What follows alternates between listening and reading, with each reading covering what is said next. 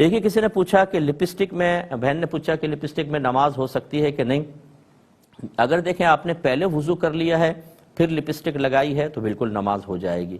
ہاں اگر اس لپسٹک میں آپ کو کنفرم طریقے سے پتا ہے کہ اس میں حرام کی آمیزش ہے تو پھر نماز میں فرق ہوگا، کیونکہ ناپاک چیز لگا کر تو نماز نہیں ہوگی۔ لیکن یہ کنفرم کیسے پتا چلے گا؟ آپ نے فیکٹری میں اپنی آنکھوں سے اس لپسٹک کے جو میٹیریل تھا اس میں حرام چیز کی ملاوٹ دیکھی ہو، نمبر ایک، یا کوئی بہت ہی نیک پرہیزگار متقی نمازی شخص جس نے کبھی جھوٹ نہ بولا ہو وہ آپ کو آ کر کہے میں نے اپنی آنکھوں سے بنتے ہوئے دیکھا کہ اس میں چیز ڈلی تھی،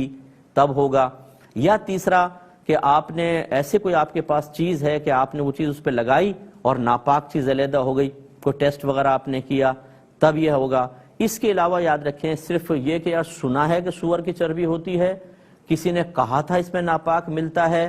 باہر سے چیزیں آتی ہیں ان کے بارے میں اکثر شبہ ہوتا ہے کہ چیزیں حرام ملتی ہیں، اس سے کوئی چیز حرام نہیں ہوتی۔ حتیٰ کہ اگر کافر کمپنی نے اوپر لکھا ہے نا کہ ہم نے اس میں سور کی چربی ملائی ہے تو یہ کافر کی خبر ہے ناپاک کے بارے میں، یہ معتبر نہیں ہوتی، اس کا اعتبار نہیں ہوتا۔ ہاں اب یہ ضرور ہے کہ اگر آپ کا دل نہیں مانتا، وہ کافر کی خبر دل پہ جمتی محسوس ہو رہی ہے، آپ لپسٹک یوز نہ کریں، ٹھیک ہے، آپ کی مرضی، آپ کا تقوی ہے،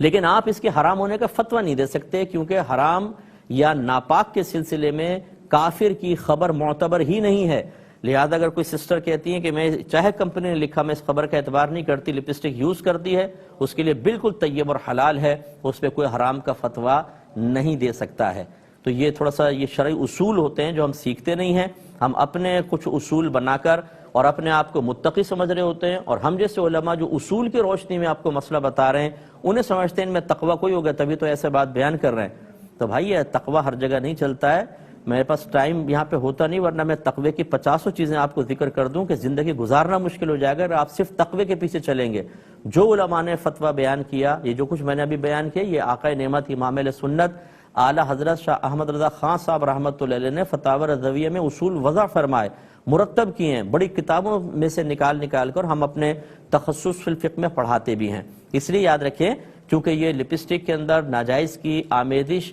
کنفرم نہیں ہے، اس لیے اگر کوئی نہ استعمال کرنا چاہے ٹھیک ہے، لیکن وہ حرام کا فتویٰ نہیں لگا سکتا جب آپ تقوی کے ساتھ احتیاط کرتے ہوئے کسی چیز سے ہٹتے ہیں۔ اعلیٰ حضرت یہ فرماتے ہیں وہ تقوی آپ اپنی ذات کے ساتھ محدود رکھیں، اس کو آپ کسی اور پہ مسلط نہیں کر سکتے۔ کوئی اور مسلمان اگر لگاتا ہے تو اس کو گناہ گار یا حرام کام کرنے والا نہیں کہہ سکتے، اس پر آپ گناہ گار ہوں گے۔ یہ اچھی طرح یاد رکھیں۔ اللہ تعالیٰ کی توفیق عطا فرمائے۔